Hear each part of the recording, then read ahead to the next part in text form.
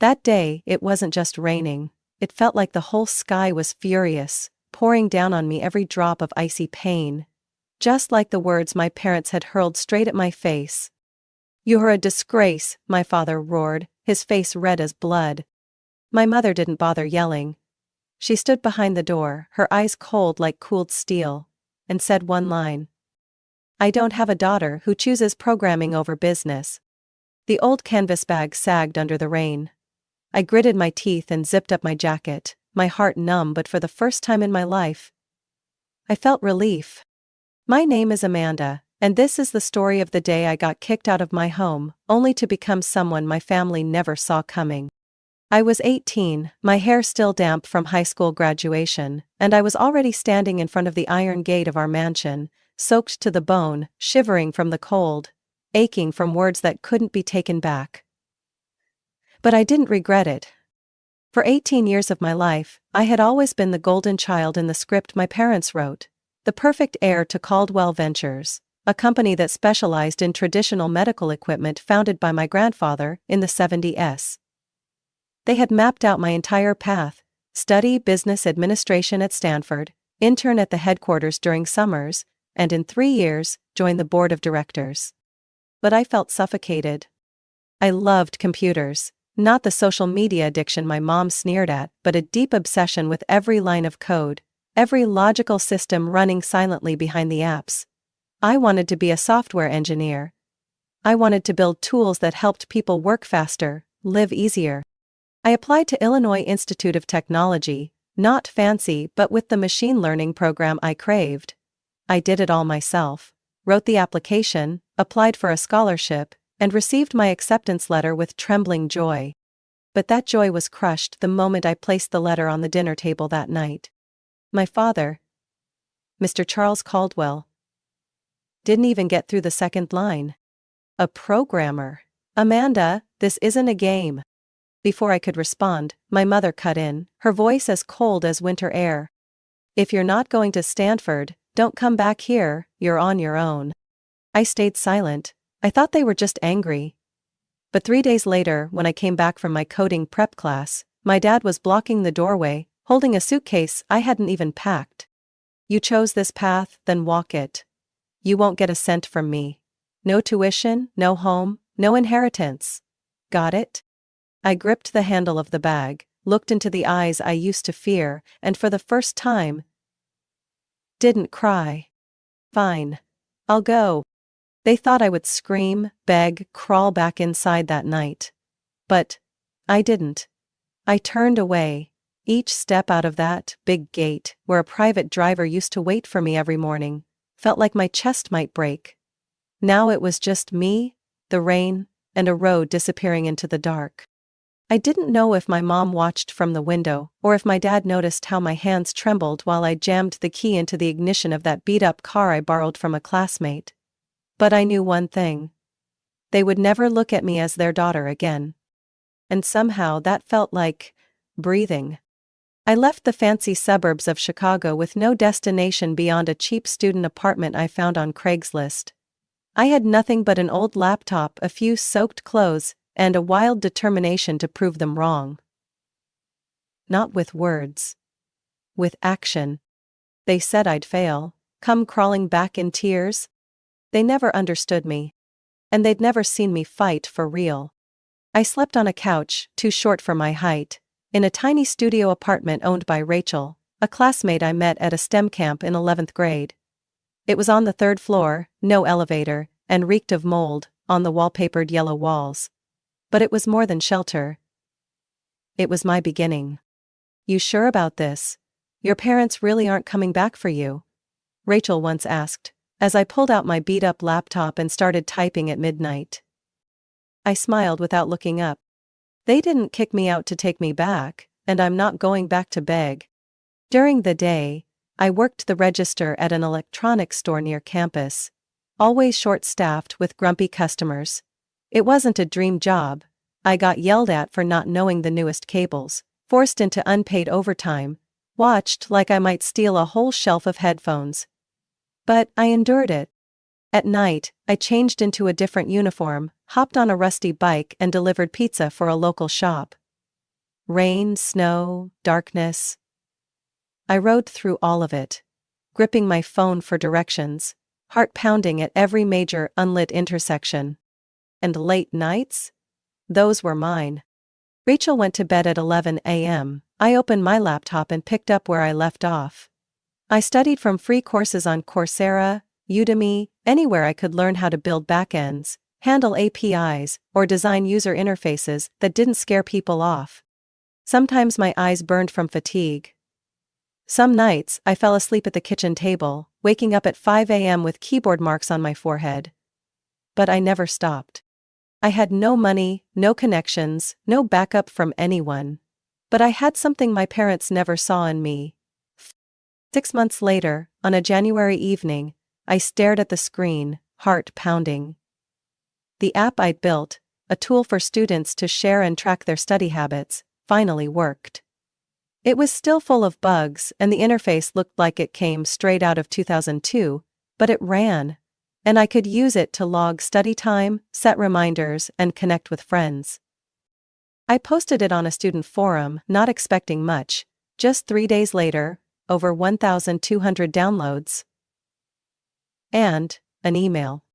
From Garrett Thomas, CTO, SparkForge. The message was brief. Hi Amanda. I tried your Study Sync app. The concept has real potential. We're looking for independent thinkers like you. Are you free to meet next week? I read that email at least 10 times, thinking it was a prank. But no. Garrett was real. SparkForge was real. A small tech startup, developing project management solutions for universities. On the day of the interview, I borrowed a dress shirt from Rachel, pinned my hair back, and told myself not to shake. SparkForge's office was inside a renovated warehouse on the city's west side. Not fancy, but full of energy. Garrett was younger than I expected. He wore a hoodie, held a cup of coffee, and asked me just one question. Can you show me how you handled user data without using external libraries? I pulled out my laptop and walked him through it in 10 minutes. Garrett nodded. Good. You start Monday. Junior project developer, part-time. Flexible hours. Pay's not great, but you'll learn a lot. I could hardly believe it.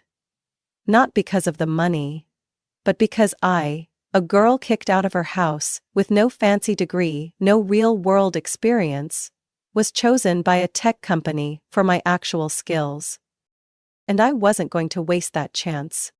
3 months later, I was promoted to full-time. 6 months after that, I became lead developer on a team building an AI-powered academic performance monitoring tool. I studied like crazy, DevOps, data security. I read technical reports instead of watching Netflix. Every day I arrived at the office a little earlier, stayed a little later. For the first time, I had enough money not to sleep on a sofa anymore. I rented a small room just for me, white walls, a window facing the street, and a real desk. And there, in those quiet nights, I started to think bigger. Not just writing code for someone else, but creating something of my own. A data management system for nonprofit organizations. The idea came after I helped a community group fix their grant tracking spreadsheet. So messy and outdated, it felt like it came from the Stone Age. I started sketching it out, line by line, every feature, every security protocol. I knew it wasn't a $1 million product, but it was mine. And I would turn it into something the world had to recognize, not because I was Charles Caldwell's daughter, but because I was Amanda. And I had started over from zero. I don't remember the exact moment the idea took shape, just that it hit like a jolt of electricity in the middle of the night, while I was debugging a messy chunk of code in SparkForge's system. A bad data point had thrown the whole dashboard off, and I had to rewrite the entire data filtering algorithm from scratch. And I thought, why isn't there a smarter tool to fix this automatically? That idea stuck with me for weeks, clung to me like the bitterness I carried the day I left home. And just like that feeling, I couldn't ignore it. 2 years after my first day at SparkForge, I submitted my resignation. Garrett looked at me like I'd just announced I was flying to the moon in a car. You've got a solid position, a great team, good pay, a growing future, Why walk away? I took a deep breath. Because I don't want to spend my whole life building someone else's product, I want to build mine, from the ground up. I started with a messy sketch, an AI-integrated business management toolkit that could automatically analyze data, forecast internal trends, detect operational bottlenecks, and suggest improvement strategies. I called it Aether IQ because I believed data, when handled right, could bring something close to intuition to a business.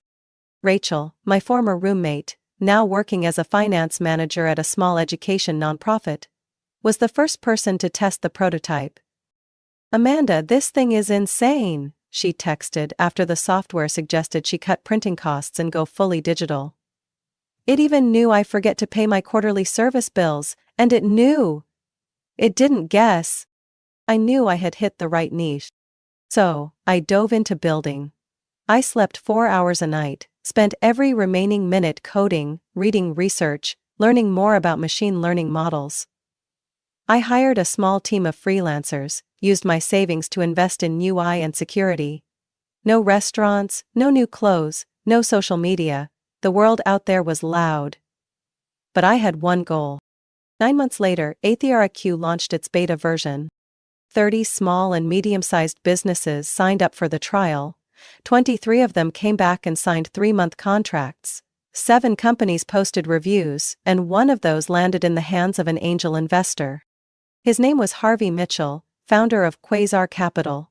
A bald man with glasses and a bluntness that could cut steel. But when he met me during the pitch, he asked just one question. "If I gave you $1 million, what's the first thing you'd do?" I didn't hesitate. Hire the best AI team in Chicago and set up a dedicated data testing center. I don't need a fancy office. I need computing power and brains. He laughed and signed. Finally, someone who understands what matters. 1 year later, AetherIQ officially rebranded as Neural Wave Systems, and I was the founder and CEO. We landed a contract with a national logistics chain, then a small bank in Ohio, then a pharmaceutical startup. Word spread fast. Venture capitalists called non-stop. I was in meetings with 3 to 5 potential partners every day, auditing infrastructure security, reviewing legal documents, and hiring more people. Within 18 months, my company was valued at $18 million. 3 months after that, the number jumped to $52 million. I didn't fly private. I still lived in a rented apartment, though now it was a brighter space, with a balcony overlooking Lake Michigan. I still wore hoodies, ate ramen, and brewed my own coffee. Every dollar, every single one, went back into the product, into people, into the future. That's when I heard from Ethan, an old friend from SparkForge, who had left out of frustration with management and was looking for a new opportunity. I invited him to lunch. "I'm looking for someone clear-headed enough to run the machine I'm building, not a backup CEO." Ethan nodded in less than 5 minutes. "When do I start?" We rented a small office on the 27th floor of a tech building in downtown Chicago. It had windows overlooking the river, a decent coffee machine, and a whiteboard always covered in messy handwriting. On the first day, standing in front of the Neural Wave Systems logo on the glass door, I said nothing. Ethan nudged my shoulder, smiling. "You don't have to say anything, just keep doing the things that leave the world speechless." I smiled, but inside, I was shouting. "Mom, Dad, you thought I'd crumble. But I built an empire out of everything you threw away. Dreams, grit, and the pain of being rejected." I was in my office, a bright space with glass walls looking out over downtown Chicago, when Ethan walked in, holding his iPad with a look he couldn't hide. "Amanda, you need to see this." I glanced at the screen. It was a stock chart. A sharp line, plummeting. Caldwell Ventures. I paused for a second, like someone had said the name I'd long buried. Then I swiveled my chair and crossed my arms. "How much?" Ethan replied without missing a beat. "Almost 70% in 8 months. Internal rumors say they're running out of liquidity." Caldwell Ventures, the company my father always boasted about as a generational legacy, the foundation stronger than any passing technology. A company that made traditional medical equipment, surviving on outdated contracts and processes that hadn't changed since the last decade. While the world was stepping into the age of AI, they were still using Excel to log orders and sending faxes. I opened their public financial report. Every line felt like a knock on the door from collapse. Revenue was dropping consistently. Operating costs had doubled due to supply chain failures. Short-term debts remained unresolved. And worst of all, there wasn't a single investment in digital transformation. I looked at Ethan and asked coldly, "How much do they need to survive?" Ethan responded immediately. "Around $5 million. Enough to keep things running for a few more quarters, if they cut staff and digitize the basics." I nodded, a tight knot forming in my chest. Less than 3 hours later, my phone rang. I looked at the screen. Charles Caldwell, Dad.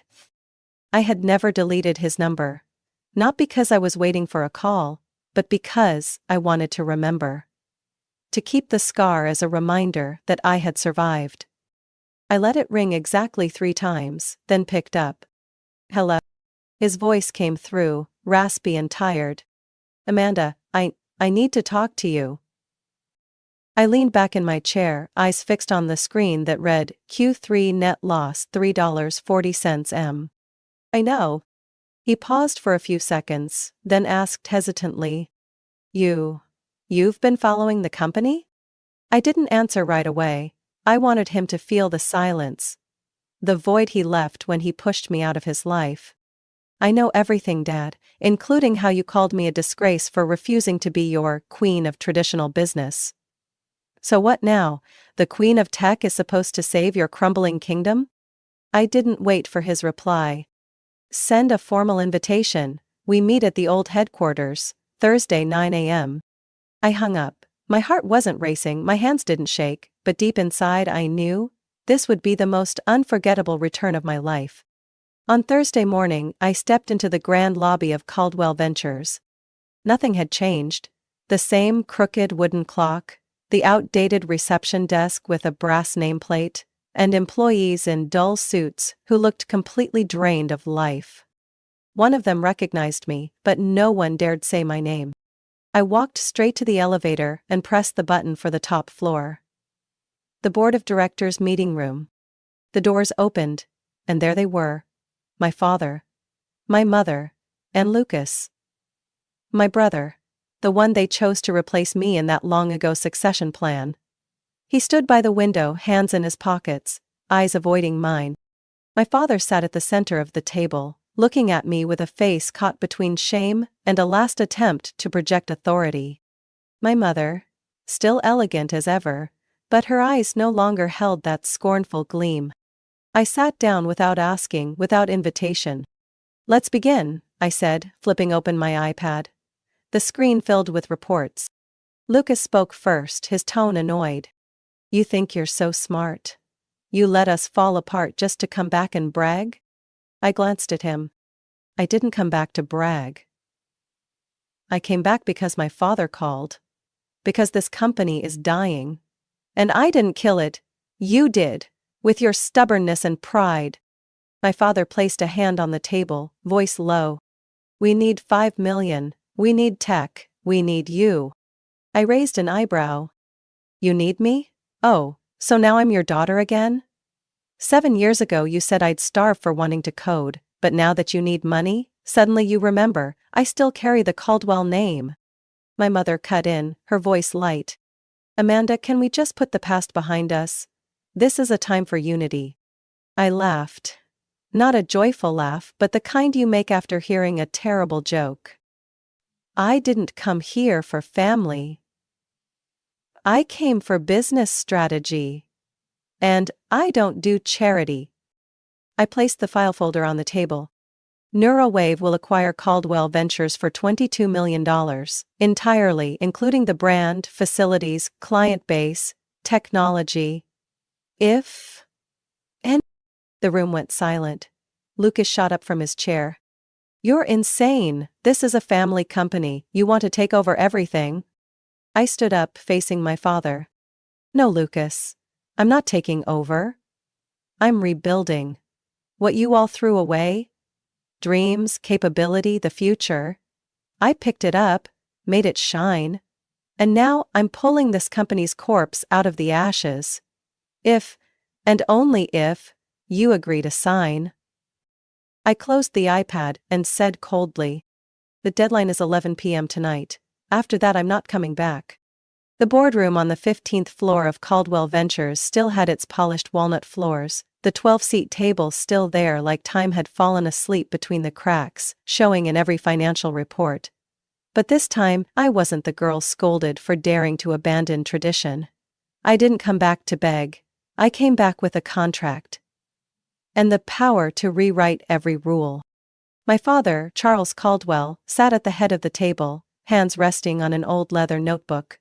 He looked noticeably older. Sunken cheeks, hollow eyes, and his back no longer straight like it was the day he kicked me out.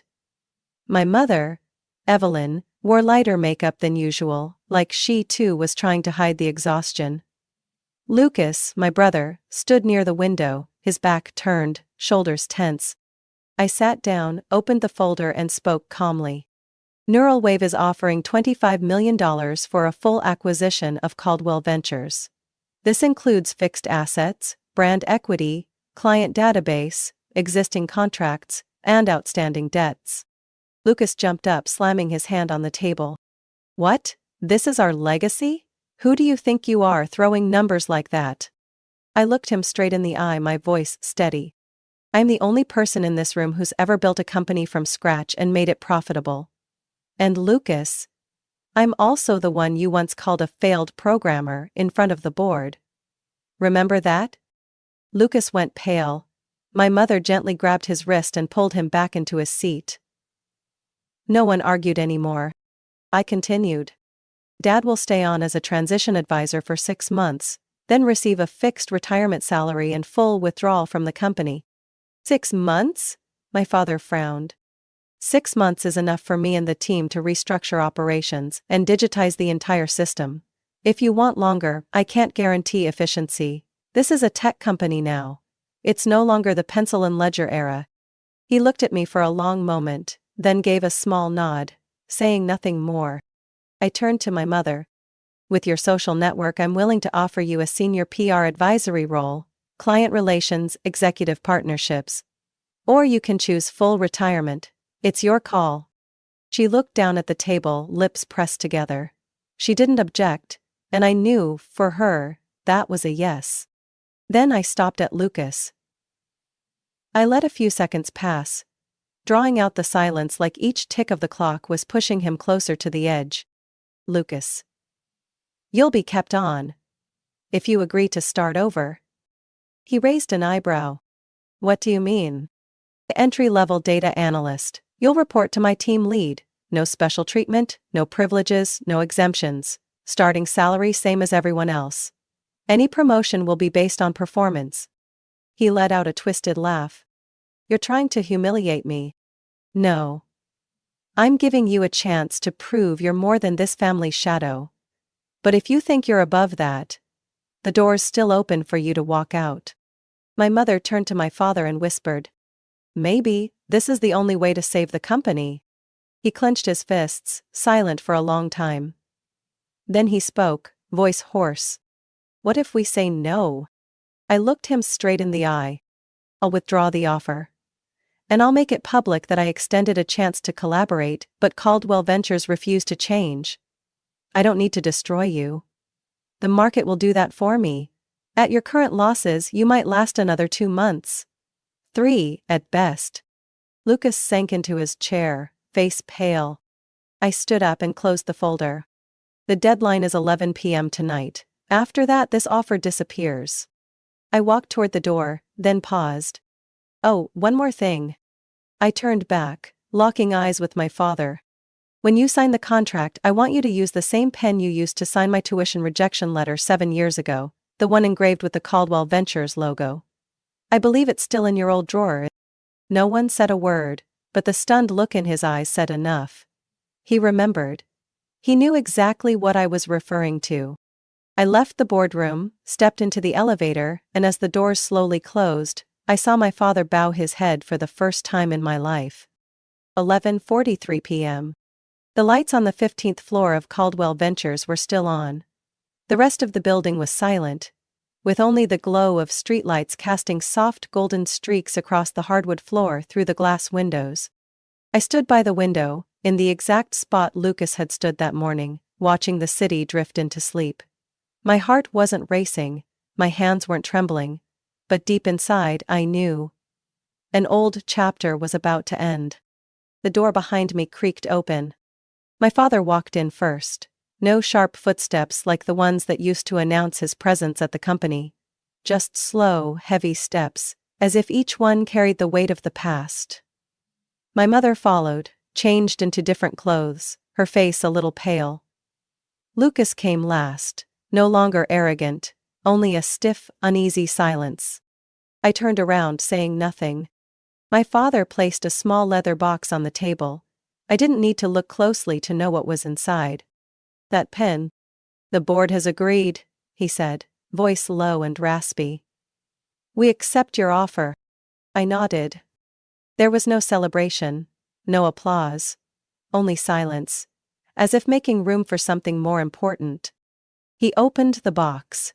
Inside was the gold-plated pen engraved with the Caldwell Ventures logo. It was exactly as I remembered. Untarnished, undamaged, as if it had never caused a single wound. But I remembered. I remembered the day he signed that letter denying my tuition. Hands steady, eyes never once meeting mine. He reached for the pen, then paused. Before I sign, he looked at me. There's something I need to say. I crossed my arms, staying silent. He sat down, not as a CEO of a corporation, but as a man, facing the mistakes he had avoided for far too long. You're like your grandfather Harold, he began. Not just the stubbornness or the way you see opportunity in everything, but that look in your eyes. The one that every time I saw it, made me feel pushed out of my comfort zone. My mother looked up. She took his hand. He glanced at her for a second, then continued. When Harold founded Caldwell Ventures, people called him crazy. He invested in medical sterilizers when no one believed the tech was necessary. He sold half our home to buy new equipment. And I hated that. Hated waking up every day feeling like I was leaping blind into the unknown. He paused, eyes locking with mine. When you said you wanted to study engineering, then rejected the business plan, I wasn't just angry. I was afraid. I could hear the tremble in his voice, not because he was weak, but because, for the first time, he was facing himself. I chose Lucas, not because he was better, but because he was easier to control, safer. He wouldn't take risks, he'd keep everything the way I did. Lucas lowered his head. No rebuttal, no argument. My mother spoke, her voice no longer cold like it used to be. Amanda, I was wrong too. I used to believe you would fail, and I was afraid that day would come. But it never did. And now, I'm the one asking you to save what your father and I let slip away. I didn't say anything. I looked at all three of them. The people who once pushed me off a cliff, now sitting there, realizing they were the ones who'd dug the hole. My father picked up the pen, but before he signed, he looked at me, his eyes red. I'm sorry. Those 3 words hit like a shockwave. Through thousands of arguments, hundreds of scoldings, I had never heard those words from him. For not believing in you, for letting fear control how I was a father. He looked down at the contract, gripped the pen, and signed. Then he handed it to my mother. She signed, her hand trembling. Lucas looked at me. He pulled out his own pen, but I gave a small nod. Use the same one. You're still part of this family, aren't you? He took the pen and signed the final line. 11:59 p.m. I picked up the contract, placed it in my leather case and stood up. My father gently reached for my hand. Not gripping, not pulling. Just a touch. Like a real father reaching for the daughter he lost 7 years ago. Can you forgive us? I looked into his eyes, and I saw something I never had before. True remorse. I forgave you a long time ago, I said. Forgiveness isn't about letting people back in, it's about not carrying the anger anymore. I turned to leave. When I reached the door, I paused and spoke. Without looking back. 9 a.m. tomorrow, first board meeting under neural wave systems. Don't be late. Then I stepped into the elevator, feeling like I had just closed a rusted door in my heart. The next morning at exactly 9 a.m., I walked into the main boardroom of Caldwell Ventures, no, Neuralwave, Caldwell Division, the new name that had been updated in the system at 6 a.m. The room was no longer the place where I had been rejected, mocked, or dismissed. Now, it was a chessboard. And I was the one making the first move. Ethan sat to my right, laptop open, beginning the presentation on the 100-day restructuring strategy. My father sat to my left, in his new advisory role, no longer at the head of the table. Lucas and my mother each sat in a corner, silent, but no longer defensive. I looked around the room and lifted my head. This is the first time, in Caldwell's history, that those who used to run the company will have to start over. I paused, then continued. And that's a good thing, because we're not building on the old foundation, we're tearing down the outdated walls that once separated innovation from tradition, that once divided family over a distorted dream. No one objected, no one interrupted. I turned to Lucas. This week you'll sit with the data engineering team, learn how to analyze customer behavior using machine learning models, not to become an expert, but to understand what real work looks like in this world. Lucas nodded, for the first time in years, without defensiveness. I turned to my father. You have 6 months to help us with the transition, but if you use that time to criticize or resist, I'll terminate the contract early, legally. I need experience, not interference. He looked at me for a long moment, then nodded. I understand, and I'll try to learn from you. The way I should have from the beginning. My mother, the one who once mocked me for chasing programming fantasies, now opened her notebook and asked, "Is the relationship with MedSure Medical Group still open? I can help set up a meeting with them next week. Their CEO is an old college friend." I nodded, no hesitation, no bitterness. Because this is the beginning. Not for them. For me. When I stepped out of that building again that afternoon, sunlight burst onto the street like it had been waiting behind a storm. The sky was impossibly blue. No clouds, no trace of the musty air of the past. I stood on the steps in front of the revolving glass doors, the same spot where, 7 years ago, I had been thrown out with nothing but a soaked bag and a dream that was laughed at. Back then, I had nothing. No name. No place to go. Today, I have everything. Not money, though I have that. Not power, though I have more than they ever did. But freedom. The freedom to choose, the freedom to fail, and the freedom to forgive. I didn't come back to destroy the ones who hurt me. I didn't throw my parents' words back at them with the same bitterness they used on me. I came back to prove that growing up isn't about defeating others, it's about overcoming yourself.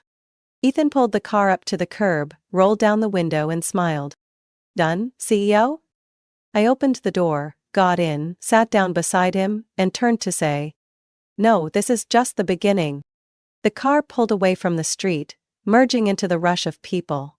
People who looked just like me years ago, but this time, I wasn't running from anyone. I was leading. That night, when I returned to my apartment, not someone else's, not a friend's couch, I sat by the window, opened my laptop, and looked at the glowing screen. A new email popped up. From Charles Caldwell. "Amanda, thank you. Today, I didn't see a child defying her father. I saw the woman I never had the courage to become." I didn't reply. Not yet. I let it sit there, like both a closing line and a semicolon to a relationship I once thought was over. I opened my notes app and typed the first line of my upcoming speech at the National Tech Conference. I didn't succeed because I wanted revenge. I succeeded because I no longer needed it. I paused for a moment, then smiled and kept typing. 7 years ago, I was Amanda Caldwell, the outcast, the daughter who didn't fit the mold, the girl labeled a failure in the cold Chicago rain.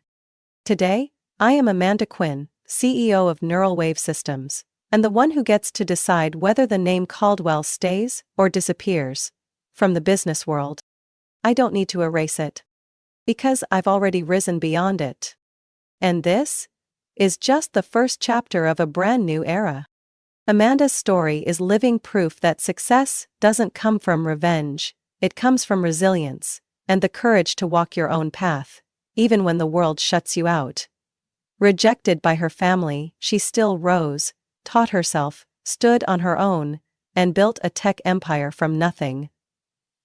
When she returned, she didn't take revenge, she rebuilt.